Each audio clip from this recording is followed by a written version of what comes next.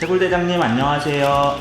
예, 안녕하세요. 네, 오늘 이렇게 채굴대장 수원 화성점에 한번 방문을 해봤는데요. 네네. 아직 공사 중인 것 같아요. 굉장히 피곤해 보이시네요. 제가 퇴근하고 나서 시간이 좀 있을 때는 화성점에 와서 시찰도 하고 또 제가 좀 도울 수 있는 일이 있으면 비용도 좀 아껴볼까 해서 지금은 랜선을 뜯고 있었는데요. 그래도 바쁜 와중에도 또 각자 직원들이 또 열심히 맡은 일도 잘 해주고 또 컴퓨터들도 요즘에 또 공조가 잘 되다 보니까 말썽 없이 잘 가동되고 있어서 시간이 지금은 좀 여유가 있습니다. 이렇게 직접 작업을 하시면은 아무래도 사람을 쓰거나 뭐 그러는 것보다 좀 비용적인 측면에서 절감을 할 수 있어서 그런 부분들이 고객분들한테 또 돌아갈 것 같네요. 그 사람을 쓰면은 미탁료나 이런 쪽으로 아무래도 부담을 줄 수밖에 없으니까요. 사실 제가 랜선 뜯는 작업을 하는 게 크게 비용이 절감되진 않을 거예요. 근데 제가 사실 이런 일 하는 것 자체가 결국 저는 마음가짐이라고 생각을 하거든요. 그냥 사소한 행동 하나하나가 결국에는 큰 어떤 무언가를 만든다고 저는 생각을 해요. 처음에 채굴장 할 때, 처음 사업할 때 돈이 없어서 랜선도 직접 따다가 쓰고 또 직접 밤새워가면서 공사도 직접 했었고 그런 초심을 잃지 않기 위해서 당장 돈이 아끼는 것보다도 저는 그런 마음가짐을 유지하기 위해서 사실 이걸 또 하고 있는 부분이 큽니다. 네, 지금 채굴장 오픈이 거의 끝나가는 것 같은데 공사가 얼마나 진행이 됐을까요? 랜선만 매립하고 에어컨만 들어오고 인터넷만 개통이 되면 공사는 다 끝나서 90% 이상 다 됐다고 이제 보시면 될 것 같고요. 여기 바닥 정리 좀 하고 또 집기만 갖다 놓으면 다 끝날 것 같습니다. 그러면은 언제 오픈이죠? 8일날 한 13시 정도 오픈을 할 수 있을 것 같습니다. 6월 8일 13시 정도요. 채굴장이 굉장히 넓어 보이는데 몇 대 정도나 들어갈까요? 여기 대수로는 사실 몇천 대도 넣을 수는 있는데요. 제가 이제 너무 많은 대수를 더 이상 위탁을 하지 않으려고 해요. 왜냐하면 사실 위탁 관리라는 게 단순히 옛날 이더리움처럼 그냥 기기 켜놓고 고장나는 기계 직원 보고 수리해라 이렇게 지시할 수 있는 일이 아니에요. 지금은 이 기계들이 세팅 값을 바꿔줘야 되고 또 튜닝을 해야 되는데 사실 그게 대수가 많다 보면 좀 장점도 있지만 단점도 있어요. 제가 만약 몸이 아프거나 컨디션이 안 좋은 날에 그걸 대응할 수 있는 사람이 없단 말이에요. 그래서 제가 감당할 수 있는 대수 그 수준으로만 운영을 하려고 수화성점은 400대만 준비를 했습니다. 400대 전부 지금 어느 정도 예약이 차 있는 걸로 알고 있어요. 자리가 지금 몇 자리 정도 남았을까요? 지금 300대 이상 계약이 된 걸로 제가 알고 있고요. 현재 한 100대 내외 남은 걸로 알고 있는데 정확한 건 사실 제가 모르겠어요. 카운팅을 제가 직접 하고 있진 않아서 아마 거의 다 된 걸로 제가 보고는 받았습니다. 오픈하자마자 거의 바로 차겠네요.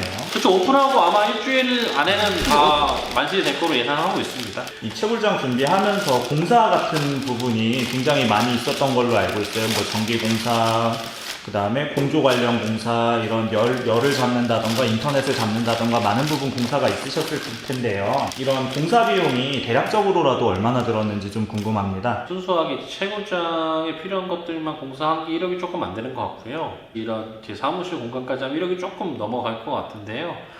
이제 영상에서 말씀드렸던 것처럼 결국 이런 비용들이 위탁자의 위탁 비용에 포함이 되는 거라고 저는 생각을 해요. 그렇기 때문에 최소한 비용을 줄이면서도 안전을 생각 안 할 수는 없으니까 안전에 있어서만큼은 타협하지 않고 공사를 했습니다. 그러면은 이렇게 안전한 채굴대장 수원 화성점이 또 기존에 있던 평택점과 차별되는 점이 있는지 어떤 점이 더 좋아졌는지 여쭤보고 싶어요. 사실 뭐든지 하면 할수록 좀 좋아지는 것 같아요. 그래서 또 기존에 있는 분들이 좀 섭섭할 수도 있긴 한데 여기는 이제 평택점보다 에어컨 평수를 2배 이상 또 키웠고요. 또 이제 층고를 더 낮게끔 해서 열 보존에 이런 좀 더 장점이 있을 수 있도록 설계를 했습니다. 지난 영상을 살펴보면은 위탁료를 4만원 거의 원가 수준으로 낮춰주셨어요. 그렇게 하면은 사실 저는 걱정이 되거든요. 남는 게 있는지. 저는 사실 위탁요금을 4만 원으로 하는 계획을 처음부터 가지고 있었어요. 처음 채굴장 할 때부터. 근데 사실 판매하면서 고객분들은 설명을 드리진 않았었어요. 왜냐하면 제가 이 약속을 지킬 수 있을 만한 상황이 됐을 때 지킬 수 있는 거니까 지금 이제 그게 가능하다고 제가 판단을 했고요. 이제 4만 원으로 하는 이유는 뭐냐면 카페 가서 우리가 커피 한 잔 사 먹으면 커피 값으로 7,000원, 6,000원 정도 아메리카노 비용을 내잖아요. 그럼 테이블에 앉아서 먹는다고 테이블 비용을 별도로 내진 않아요. 많아요. 채굴기 판매하면서 저는 마진을 분명히 보거든요. 근데 채굴기를 판매하고 나서 또 관리비로 마진을 본다는 건 사실 저는 옳지 못하다고 생각을 하고요. 또 제가 관리비를 지금까지 받았었던 것들은 기존에 이런 유지하는 데 들어가는 비용, 최소적인 비용을 받았던 거고, 이제 그게 다 끝나고 나면 저는 원가만 받더라도 고객분들을 위해서 서비스할 수 있는 사람, 또 그리고 믿을 수 있는 사람, 그런 사람이 필요하다고 저는 생각을 합니다.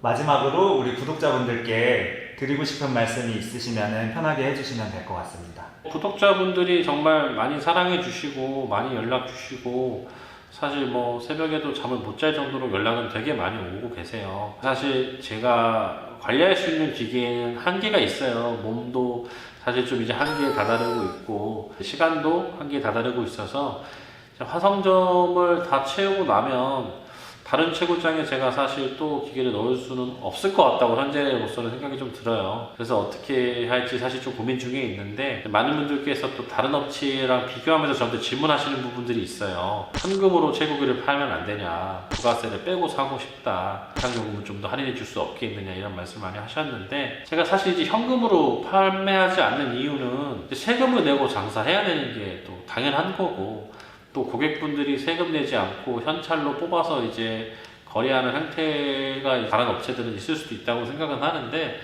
사실 그게 결국 나중에는 문제가 됩니다. 구매하시는 분들도 판매하시는 분들도요. 사실 저는 그래서 세금 내고 또 카드 결제하면 솔직히 제가 이제 한 3% 정도 수수료를 납부하고 있는데, 저는 카드 결제나 현금 결제 똑같이 다 해드려요.